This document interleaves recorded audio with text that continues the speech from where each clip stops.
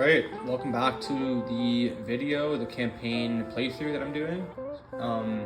This is turn 32, and it's actually been quite a few turns since the last check-in. And I didn't record a lot of the other turns because nothing really crazy happened, and I figured in the long run it would be better if I just record the important turns and I gave the game a bit of time to sort of marinate and get interesting. So we're on turn 32. It's not my turn, it's the red player's turn, and a lot of stuff has happened. So I've taken this to briefly break it down.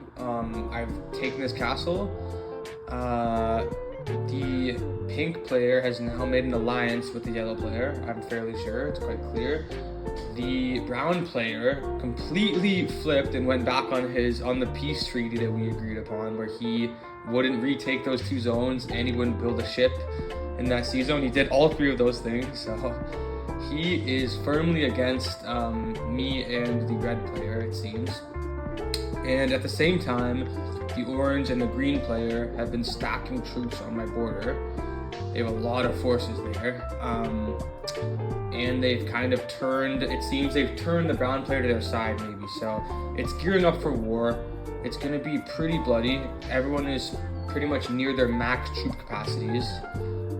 But we, as in myself and the red player, have turned the blue player to our side. And we are basically planning to destroy the brown player as quickly as possible and divide up his lands so that we can swing around and deal with the orange player and the green player and whoever else. So the only good thing is that I recently bought the Golden Harbor, which is the most expensive building in the game, and that allowed me to build 7 more ships. So now I have the largest fleet in the game by far. I have 17 ships here, and the first thing I did was sink the yellow player's fleet of 11 ships, and then I turned around and I sunk the pink player's fleet of 12 ships as well. So I've kind of destroyed all the opposing fleets in this whole river system, which is really, really good for me.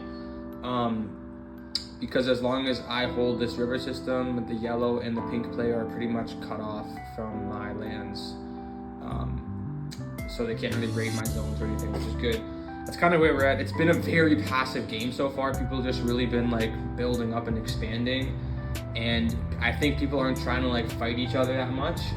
But things now are reaching a sort of boiling point where everyone kind of has no more zones to take. So my strategy so far is to probably abandon this beachhead here. And the reason why is if I load up my 20 stack and I abandon that spot, that side, I can use them to reach the brown player, and I can really hammer the brown player.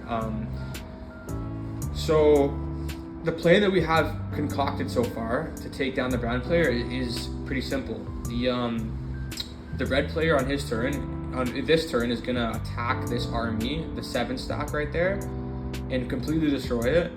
And then the blue player is going to, on his turn, is going to land his 20 troops and destroy that 11 stack, as well as use the troops inside his castle and destroy the stack beside it. At the same time, on my turn, I'm gonna sail and sink his 5 ships, and I will have 20 troops on my ship. So the next turn, I can go 1-2 and unload them right outside his capital city.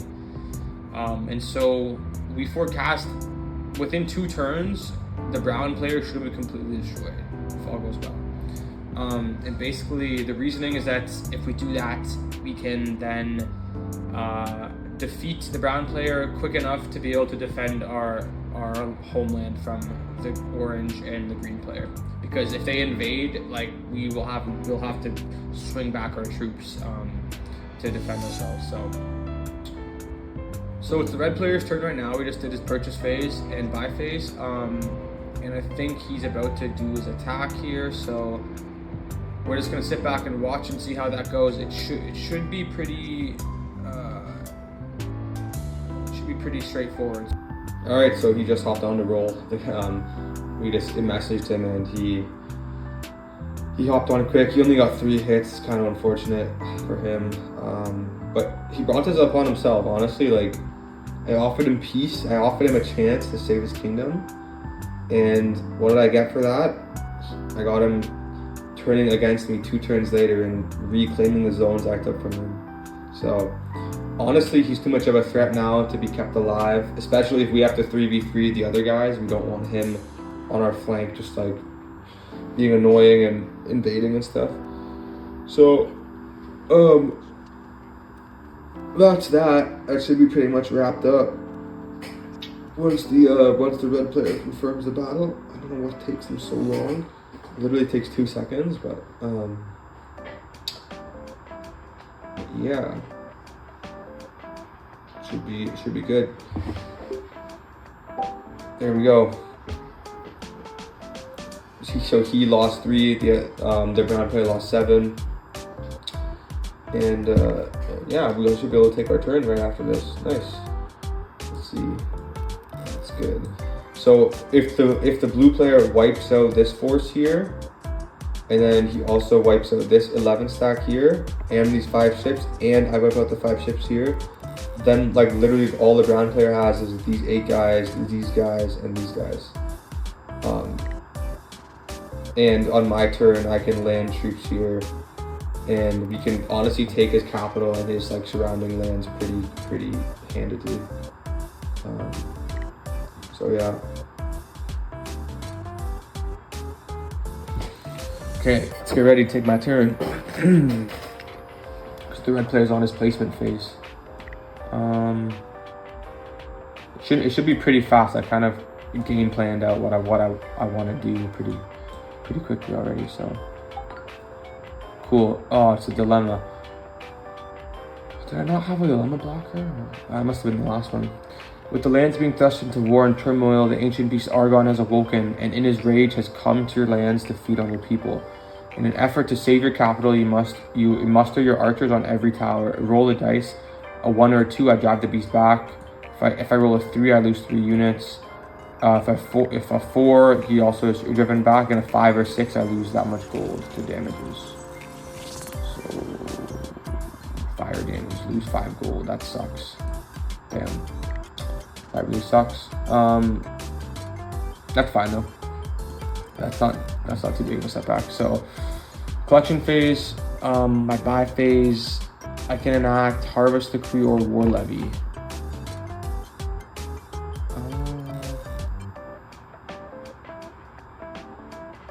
I'm gonna do the harvest decree because that gives me +6 units to recruit. And in 3 turns, that'll expire, but I will probably lose like more than 6 units over here, so that's fine. So now I have 90 guys, and I'm going to do, I kind of want to build,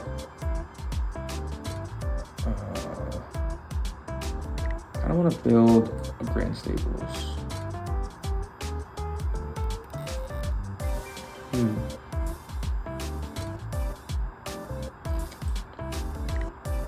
Do 1 cav, and then 2, 3, 4, 5, 6. That's good. My next phase, and while my attack phase, I'm gonna go. Should I get all my ships to do this, or just?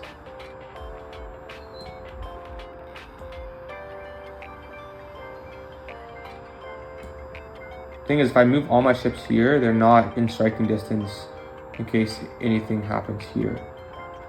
So I think I'm just gonna 1, 2, 3, 4, 5, 6, 7, 8, 9, 10, 11, 12, 13, 14, 15,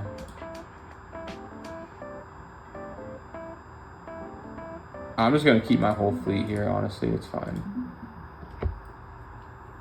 Yeah, I'll just keep it all together. Oh no, yeah, that's my attacking phase, but I undo last. Yeah, that's fine. Because I need these 2 ships because I'm gonna load up these units here, and then I think I'm gonna take this zone here though. I'm gonna take that zone, and then I think that's it. I don't think I'm gonna do any other attacks after that.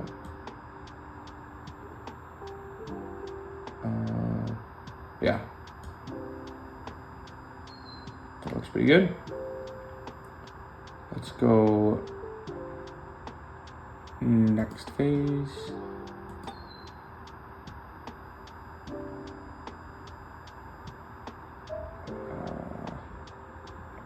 What?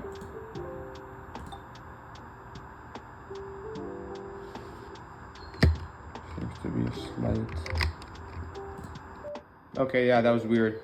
There's a slight issue with my Wi-Fi, but this is where like we're gonna do like the battle here. I'm auto resolving this for sure because I don't need to wait for him to roll. 1, 2, 3. That's not a lot of hits. That's actually interesting.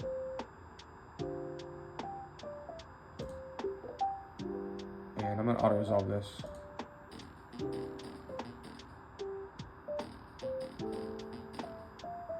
Yeah, easily destroy that fleet. Took no losses to my ships, obviously. And yeah, looking pretty good. So now I'll do my movement phase. And the auto resolve, the way it works is that it assigns the worst units as losses. Like you don't have to. It does like the best losses, and also if you're doing a ship battle where there's multi-hit units, it'll assign hits to every single unit before it starts killing units. So it's not like it's gonna kill a 3-hit unit before it even assigns hits to like the other ones. So it does like the smartest moves. I'm gonna move this 20 stack here, and I'm going to move 20. I'm going to move these cav. I'm gonna leave these cav here, I think. Well, let's do this. Let's go 1, 2, 3, 4.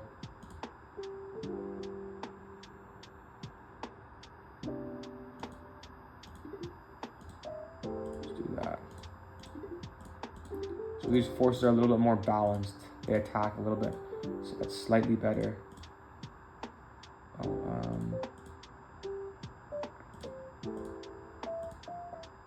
kind of messed that up a little bit. That's better. There we go. And yeah, everything else is looking pretty good. And yeah, I'll go next phase. So on my next turn, I'm gonna go 1. I'm gonna take these guys and go 1, 2, or 1, 2, and I'm gonna land here. So this is important now, placement. These guys have to go in my capital. And this guy is gonna go here. Or actually no.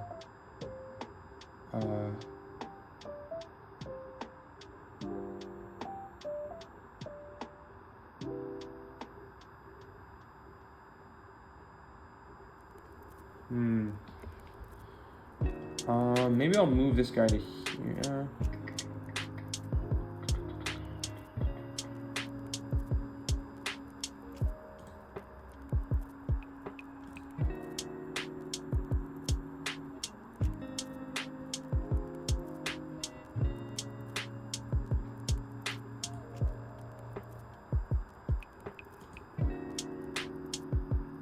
Move these guys here, yeah.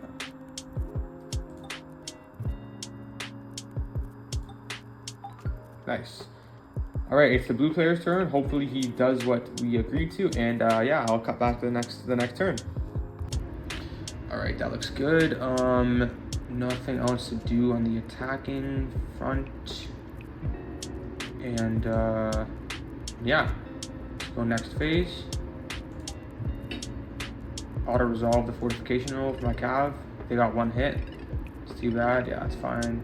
I take the territory. I'm gonna occupy. I could pillage for 4, but I'm gonna occupy that zone because it gives me a fishery. I'm gonna go next phase. This is very important. That my movement phase is key. I need to get some ships here because my reasoning is because I kind of made an agreement with the pink player that we will kind of have like a 3-turn ceasefire. If I have a ship here, and if the green player takes here on his turn, I can bring back 20 guys on my turn to here, if I need to. So that's important to do that. And I'm pretty sure most of these ships can still have movement. Okay, that ship doesn't have movement. Neither does that one. Ship 8 is good. 2, 7, 6, 5, 4, 3, 2, 1. It's very important that these ships are here.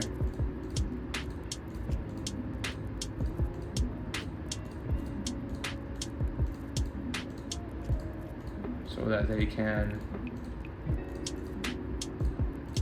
I should have just selected all of them. I don't know why I was doing that. Cool. So that I can bring these guys back in case I need to. And then for movement, this is important too. I don't want to leave these cav here, I was thinking, because if with this army he hits these cav defend it too. And so they're not as good. So I'm gonna do this. 1, 2, 3, 4. 1, 2, 3, 4. And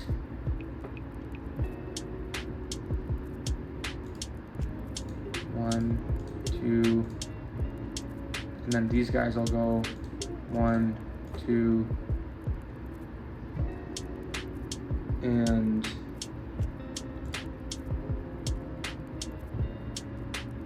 yeah, that should be good. And can I load any? I can't load those guys up. Fuck. Yeah, that's fine. Let's do that. And as far as everything else goes, we should be pretty good. Shouldn't be anything else to do. And yeah, I'll go next phase. And I will deploy my singular fortification.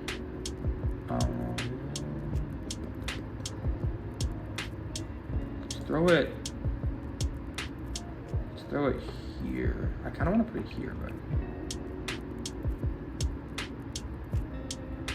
let's throw it here.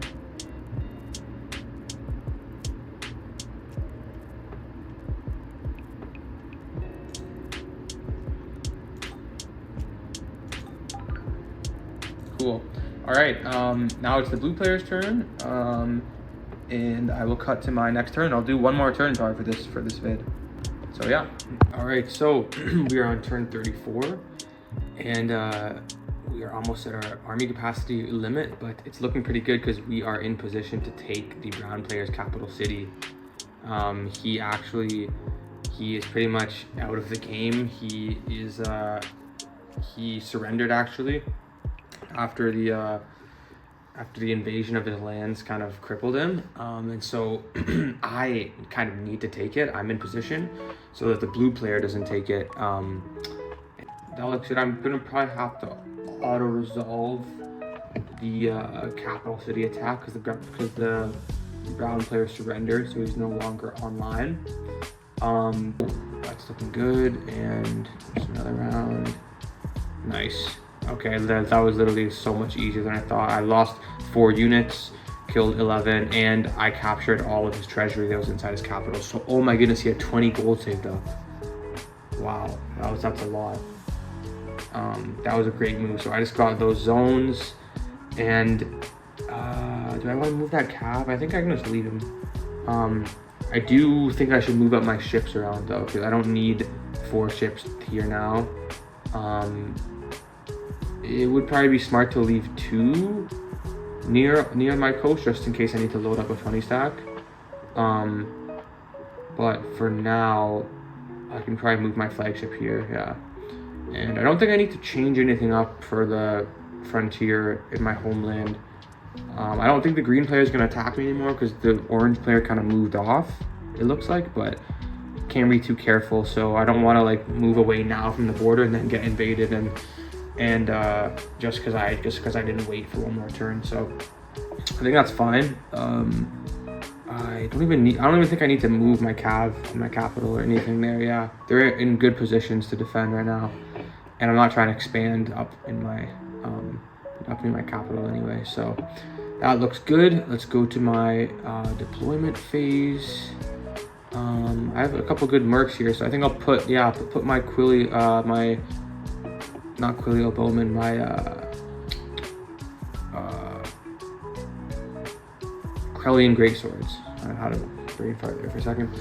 Krellian Greatswords will go here in the new capital, along with, maybe I'll do some axemen in my my home territory, just so that I don't, just like keep building a few troops there every single time. I'll put the other 2 knights in my capital city, and that's looking pretty good. And as far as my kingdom now I have 112 farm capacity, which is huge, and I'm gonna get another farm next turn from the brown player, so that'll be really good. And I don't have an alliance with the red player. I'll send a formal one just so we're locked in. And yeah, everything looks pretty good. We have taken our first capital city from another player, and the brown player has been eliminated. So we'll see what happens from here. I don't know how the alliances will shake out, but yeah, I'll probably end the video. But overall, a good few turns and good progress. And now I honestly just have to lock down the kingdom I have and build troops to get to my 112 farm capacity, and then I can invade another player with like 40 troops. So we'll play pretty conservatively, and I will cut to the next video.